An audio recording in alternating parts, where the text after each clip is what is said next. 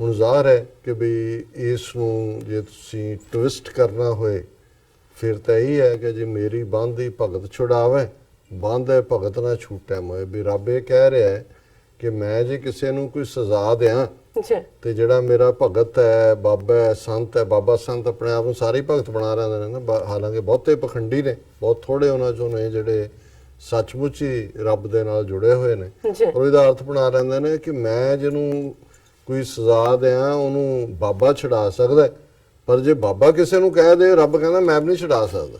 ਬੰਦੇ ਭਗਤ ਨਾ ਛੂਟੇ ਮੋਏ, ਜੇ ਭਗਤ ਬੰਨ੍ਹਦੇ ਕਿਸੇ ਨੂੰ ਫਿਰ ਮੈਂ ਨਹੀਂ ਛੁਡਾ ਸਕਦਾ। ਹਾਲਾਂ ਜਦੋਂ ਅਸੀਂ ਰਹਾਓ ਦੀ ਪੰਕਤੀ ਦੇਖਦੇ ਹਾਂ ਔਰ ਇਸ ਦਾ ਤੱਤਸਾਰ ਦੇਖਦੇ ਹਾਂ, ਜਿਵੇਂ ਭਗਤ ਨਾਮਦੇਵ ਜੀ ਦੀ ਬਾਣੀ ਦਾ, ਹੁਣ ਮੈਂ ਵੀ ਜਦੋਂ ਸ਼ਬਦ ਦੀ ਵਿਚਾਰ ਕਰਨੀ ਹੁੰਦੀ ਹੈ ਉਸ 'ਤੇ ਮੈਂ ਹੋਰ ਆਸਪੈਕਟ ਵੀ ਦੇਖਦਾ ਹਾਂ, ਉਸ ਨੂੰ ਸਮਝਣ ਦੀ ਕੋਸ਼ਿਸ਼ ਕਰਦਾ ਹਾਂ, ਰਿਲੇਟਿਡ ਰੈਫਰੈਂਸਿਸ ਵੀ ਮੈਂ ਦੇਖਦਾ ਹਾਂ।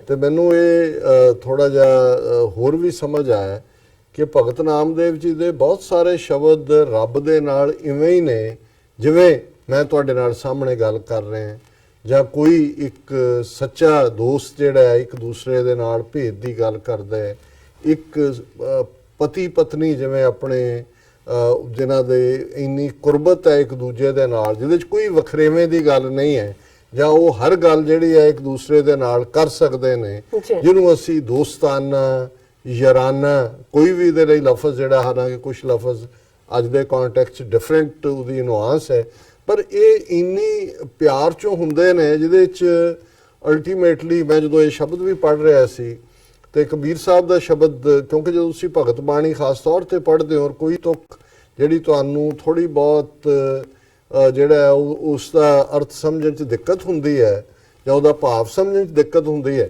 ਤੇ ਜੇ ਤੁਸੀਂ ਗੁਰਬਾਣੀ ਦੇ ਉਸ ਖੁੱਲੇ ਸਮੁੰਦਰ ਦੇ ਵਿੱਚ ਤਾਰੀਆਂ ਲਾ ਰਹੇ ਹੋ ਤੇ ਤੁਹਾਨੂੰ ਇੱਕਦਮ ਕੋਈ ਹੋਰ ਤੁਕ ਜਿਹੜੀ ਹੈ ਉਹ ਯਾਦ ਆ ਜਾਂਦੀ ਹੈ ਜਾਂ ਪੜ੍ਹਨ ਨੂੰ ਮਿਲ ਜਾਂਦੀ ਹੈ, ਜਿਹਦੇ ਥੱਲੇ ਉਹਦਾ ਭਾਵ ਕਲੀਅਰ ਹੋ ਜਾਂਦਾ ਹੈ। ਜਾਂ ਤੁਸੀਂ ਫਿਰ ਕਈ ਵਾਰ ਭਾਈ ਗੁਰਦਾਸ ਜੀ ਦੀਆਂ ਵਾਰਾਂ ਜਾਂ ਉਹਨਾਂ ਦੇ ਕਵਿਤ ਸਵਈਆਂ ਵੱਲ ਜਾਂਦੇ ਹੋ। ਲੇਕਿਨ ਇਹਦੇ 'ਚ ਕੋਈ ਸ਼ੱਕ ਨਹੀਂ ਹੈ ਕਿ ਇਹ ਸਾਰਾ ਹੀ ਸ਼ਬਦ ਉਸ ਪਿਆਰ ਦੀ ਕੁਰਬਤ 'ਚੋਂ, ਜਿਹੜਾ ਕਰੀਬ ਹੋਣਾ ਕੁਰਬਤ ਉਹਨੂੰ ਕਹਿੰਦੇ ਨੇ, ਉਸ 'ਚੋਂ ਪੈਦਾ ਹੋਇਆ। ਰਹਾਓ ਦੀ ਤੁਕ ਹੈ ਕਿ ਦਾਸ ਅਨਨ ਮੇਰੋ ਨਿਜ ਰੂਪ। ਹੁਣ ਇਹਦੇ 'ਚ ਜਿਹੜਾ ਫਸਟ ਪਰਸਨ ਹੈ ਉਹ ਰੱਬ ਹੈ, ਇਹ ਰੱਬ ਕਹਿ ਰਿਹਾ ਹੈ। ਔਰ ਭਗਤ ਨਾਮਦੇਵ ਕਿਉਂਕਿ ਇਹਨੂੰ ਉਚਾਰ ਰਹੇ ਨੇ, ਜ਼ਾਹਰ ਹੈ ਵੀ ਉਹਨਾਂ ਦਾ ਰੱਬ ਨਾਲ ਪ੍ਰੇਮ ਜਿਹੜਾ ਹੈ ਉਹ ਫੁੱਟ ਰਿਹਾ ਹੈ। ਉਹ ਰੱਬ ਕਹਿ ਰਿਹਾ ਦਾਸ ਅਨਨ ਮੇਰੋ ਨਿਜ ਰੂਪ। ਅਨਨ ਹੁੰਦਾ ਹੈ ਜਿਹੜਾ ਹੋਰ ਕਿਸੇ ਦਾ ਨਾ ਹੋਏ, ਇਹ ਸਿਰਫ ਇੱਕ ਦਾ ਜਿਹਦੇ ਨਾਲ ਮੁਹੱਬਤ ਹੈ, ਜਿਹਦੇ ਨਾਲ ਪਿਆਰ ਹੈ, ਉਹਦੇ ਤੇ ਹੀ ਆਸਥਾ ਹੈ। ਤੇ ਰੱਬ ਕਹਿ ਰਿਹਾ ਹੈ ਕਿ ਜਿਹੜਾ ਮੇਰਾ ਅਨਨ ਹੈ, ਮੇਰਾ ਜਿਹੜਾ ਉਹ ਭਗਤ ਹੈ ਜਿਹਨੇ ਆਪਣਾ ਆਪਾ ਮੈਨੂੰ ਦਿੱਤਾ ਹੈ, ਮੇਰੋ ਨਿਜ ਰੂਪ, ਉਹ ਮੇਰੇ ਹੀ ਨੇ। ਜਿਵੇਂ ਮੈਂ ਕਬੀਰ ਸਾਹਿਬ ਦੇ ਸ਼ਬਦ ਦਾ ਹਵਾਲਾ ਦਿੱਤਾ ਕਿ ਹਰ ਜਨ ਐਸਾ ਚਾਹੀਏ ਜੈਸਾ ਹਰ ਹੀ ਹੋਏ। ਹੁਣ ਇਹ ਸਾਰਾ ਸ਼ਬਦ ਹੈ ਕਿ ਜੇ ਮੈਂ ਪੱਥਰ ਬਣ ਜਾਵਾਂ ਰਾਹ ਦਾ ਫਿਰ ਕੀ ਹੋਏ। ਉਹਨਾਂ ਨੇ ਕਿਹਾ ਭਾਵੇਂ ਠੀਕ ਹੈ, ਪਰ ਜਿਹੜਾ ਪੱਥਰ ਵੱਜੇਗਾ ਆਉਣ ਜਾਣ ਵਾਲਿਆਂ ਦੇ ਰਸਤਿਆਂ 'ਚ ਉਹਨੂੰ ਤਕਲੀਫ ਦੇਗਾ। ਫਿਰ ਉਹਨਾਂ ਨੇ ਕਿਹਾ ਕਿ ਜੀ ਮੈਂ ਪਾਣੀ ਬਣ ਜਾਵਾਂ, ਉਹਨਾਂ ਨੇ ਕਿਹਾ ਪਾਣੀ ਵੀ ਠੰਡਾ ਤੱਤਾ ਹੁੰਦਾ ਹੈ, ਤਕਲੀਫ। ਫਿਰ ਘੱਟਾ ਬਣ ਜਾਵਾਂ, ਉਹ ਵੀ ਉਹਨਾਂ ਨੇ ਕਿਹਾ ਜੀ ਜੋ ਉੱਡ ਲਾਗੇ ਅੰਗ, ਉਹ ਵੀ ਆ ਕੇ ਅੱਖਾਂ 'ਚ ਪੈਂਦਾ। ਤੇ ਹਰ ਜਨ ਐਸਾ ਚਾਹੀਏ ਜੈਸਾ ਹਰ ਹੀ ਹੋਏ, ਕਿ ਰੱਬ ਵਰਗਾ ਹੋਏ। ਹੁਣ ਨਿਰੰਕਾਰ ਕਹਿ ਰਹੇ ਨੇ ਕਿ ਜਿਹੜਾ ਕਿਸੇ ਹੋਰ ਨਾਲ ਪਿਆਰ ਨਹੀਂ ਕਰਦਾ, ਮੇਰੇ ਨਾਲ ਜੁੜਿਆ ਹੋਇਆ ਅਨਨ ਹੈ, ਦਾਸ ਅਨਨ ਮੇਰੋ ਨਿਜ ਰੂਪ, ਉਹ ਮੇਰਾ ਹੀ ਰੂਪ ਹੈ, ਉਹ ਮੇਰੇ ਵਰਗਾ ਹੀ ਹੈ। ਦਰਸ਼ਨ ਨਿਮਕ ਤਾਪ ਤਰਈ ਮੋਚਨ, ਕਿ ਉਹਦਾ ਇੱਕ ਨਿਮਕ ਹੁੰਦਾ ਫ੍ਰੈਕਸ਼ਨ ਆਫ ਅ ਸੈਕਿੰਡ, ਕਿ ਉਹਦੀ ਇੱਕ ਗਲਿੰਪਸ ਜਿਹੜੀ ਹੈ ਉਹਦੇ ਨਾਲ ਕੀ ਹੁੰਦਾ, ਤਾਪ ਤਰਈ ਮੋਚਨ। ਮੋਚਨ ਹੁੰਦਾ ਖਤਮ ਕਰ ਦੇਣਾ।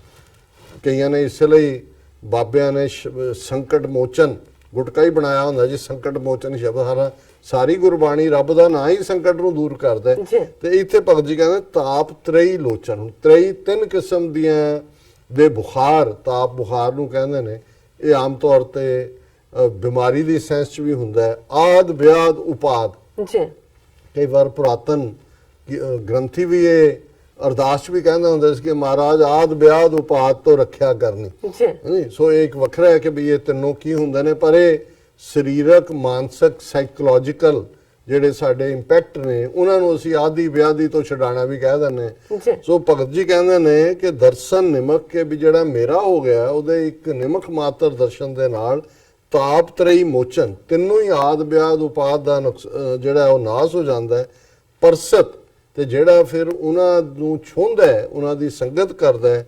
ਮੁਕਤ ਕਰਤ ਗ੍ਰਹਿ ਕੂਪ, ਗ੍ਰਹਿ ਗ੍ਰਸਤ ਦਾ ਕੂਪ ਹੈ ਜੰਜਾਲ, ਕਿ ਵੀ ਜਦੋਂ ਤੁਸੀਂ ਉਹਨਾਂ ਰੱਬ ਦੇ ਬੰਦਿਆਂ ਦੀ ਸੰਗਤ, ਜਿਨ੍ਹਾਂ ਨੇ ਆਪਣਾ ਆਪਾ ਰੱਬ ਨੂੰ ਦਿੱਤਾ ਹੋਇਆ ਹੈ, ਉਹਨਾਂ ਦੀ ਸੰਗਤ ਦੇ ਵਿੱਚ ਬੈਠਦੇ ਹੋ, ਤੇ ਫਿਰ ਸਾਰੇ ਜਿਹੜੇ ਗ੍ਰਸਤ ਜੰਜਾਲ ਮਾਇਆ ਦਾ ਪਿਆ ਹੋਇਆ ਤੁਹਾਡੇ ਦਿਲੋਂ ਦਿਮਾਗ ਦੇ ਉੱਤੇ ਅਸਰ ਹੈ, ਉਹ ਖਤਮ ਹੋ ਜਾਂਦਾ ਹੈ।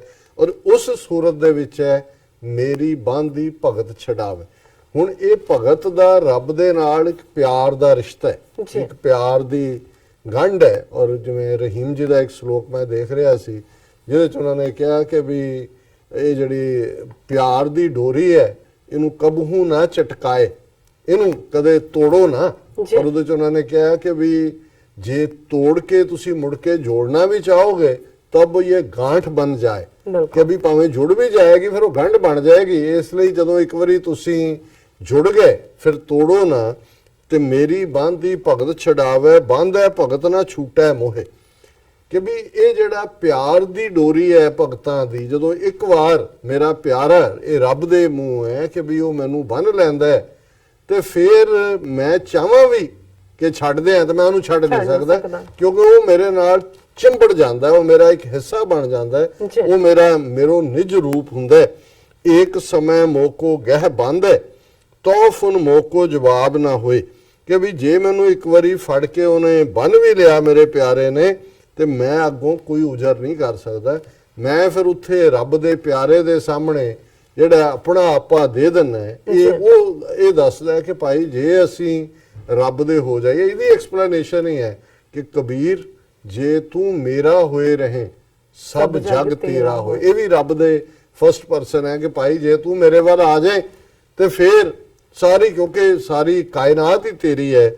ਅਖੀਰ ਚ ਭਗਤ ਜੀ ਨੇ ਫਰਮਾਇਆ, ਮੈਂ ਗੁਣਬੰਦ ਸਗਲ ਕੀ ਜੀਵਨ, ਮੇਰੀ ਜੀਵਨ ਮੇਰੇ ਦਾਸ, ਨਾਮਦੇਵ ਜਾਂ ਕੇ ਜੀ ਐਸੀ, ਤੈਸੋ ਤਾਕੈ ਪ੍ਰੇਮ ਪ੍ਰਗਾਸ, ਕਿ ਮੈਂ ਗੁਣਾ ਦਾ ਬੱਝਾ ਹੋਇਆ, ਹਰ ਇੱਕ ਦਾ ਜੀਵਨ ਹੈ ਤੇ ਮੇਰਾ ਜੀਵਨ ਮੇਰੇ ਪਿਆਰੇ ਨੇ।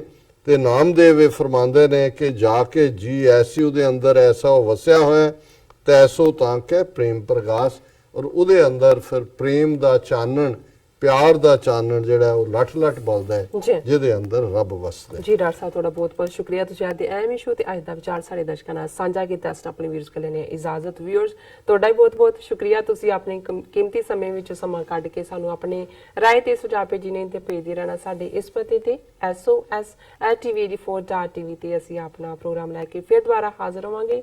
ਤਦ ਤੱਕ ਲਈ ਮੈਨੂੰ ਤੇ ਆਪਣਾ ਸੁਣਾ ਗਿਆ ਦੋ, ਦੇਖਦੇ ਰਹੋ TV84। ਬੁਲਾ ਦਿਓ ਫਤਿਹ। ਵਾਹਿਗੁਰੂ ਜੀ ਕਾ ਖਾਲਸਾ, ਵਾਹਿਗੁਰੂ ਜੀ ਕੀ ਫਤਿਹ।